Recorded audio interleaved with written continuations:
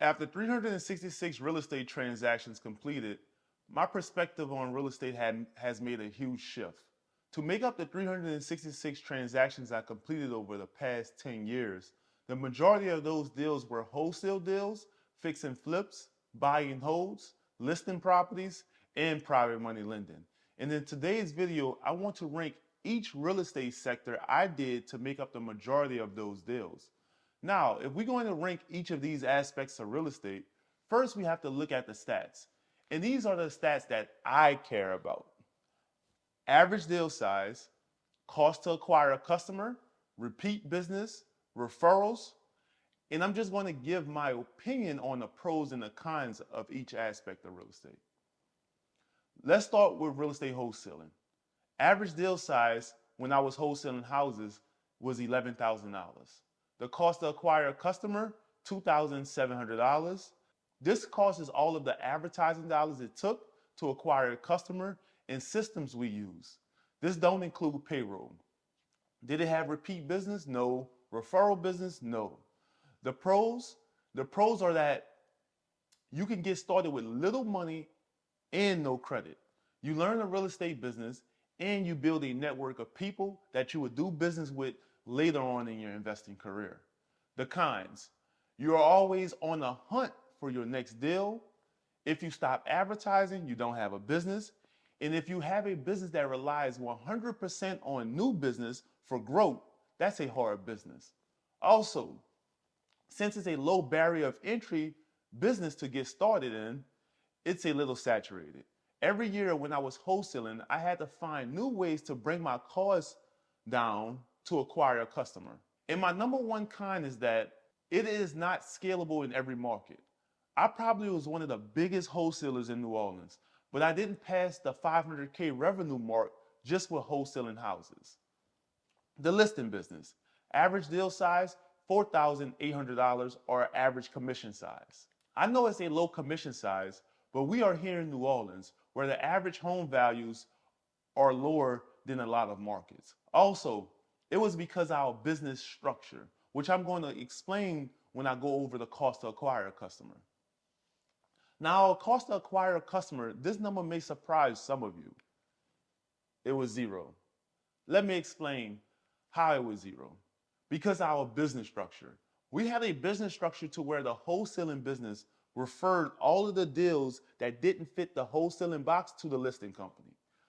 All of our retail deals were referred to the listing company. And Anitra was my realtor partner. And in our very first year, Anitra listed 44 properties. Guys, this structure worked incredibly. I was telling my good friend Terry on how if I was a realtor, I would be able to go in any market and get more listings in the very first year in any market with this structure. All you have to do is go to the top wholesalers and say, I will split my commission with you for every lead that don't fit your wholesaling criteria. And you will get business immediately. But this side of the business didn't have any advertising costs because the wholesaling business carried it. Did it have repeat business? No. We have to keep in mind, people only own one house and we only represented sellers. I know buyers agents that represent investor buyers and those investor buyers bring repeat business, but we only represented the seller. Referral business, yes. The pros, with our business structure, it had a high net profit percentage and had some referral business. The cons, the success of that business was predicated on the wholesaling business with our structure, and the commission size was too low. Even though we had a high net profit percentage, just the average commission size was too low. The fix and flip business, average deal size, $45,000. The cost to acquire a customer, $2,700. This cost was the same as the wholesaling business because we cherry picked the best deal from the wholesaling business. Repeat business, no. Referral business, no. The pros, the deal size is big, so I made more money. Guys, I even made $100,000 on a deal before. Guys, if you like this content, please consider subscribing. The cons, hard to scale the business. I needed to get consistent deals that wasn't tied to the wholesaling company. Here's the reasons why. Receivables in the sales cycle.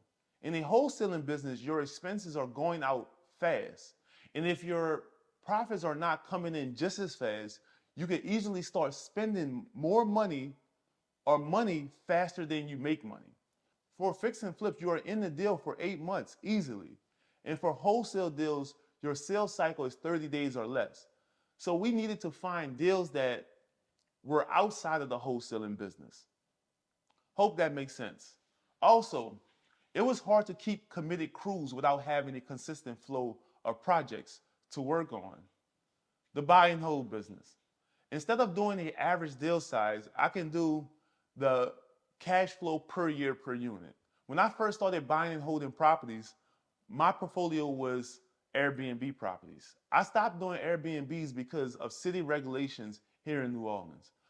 But the expected net cash flow you can expect on a regular rental is $1,000 per year per unit in net cash flow.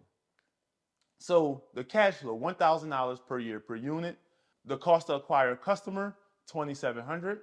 Because when I was actively buying rentals, I also cherry picked those deals from my wholesaling company. Repeat business, no. Referral business, no. The pros, rentals are good for wealth preservation in building your network. The cons, it's not to get rich. I think sometimes investors start buying rentals and think that it's building passive income or creating wealth. But it's only to preserve wealth that was already built. A lot of people hear on the internet the BIRD method. And that's the acronym for buy, rehab, refinance, rent, and repeat. When people hear that, they think it's going to bring more income. But no, you're just increasing your debt and gaining more headaches. When I started paying attention to the people that had the largest real estate portfolios, they all had businesses that generated a lot of money, then they bought the real estate. They didn't get into buying and holding real estate to create their income. Overall, I think everyone should buy and hold real estate, but the mindset needs to change around it. Buy real estate to preserve wealth, not to create wealth. And you only can preserve something you have. That's when Anitra and I focus on building vertical capital, the business. Then we could come back to buying and holding real estate. Private money lending. The average deal size for private money lending is $24,000. And this fluctuates if you are funding your deals with 100% your capital or investor capital. The cost to acquire a customer, $2,000.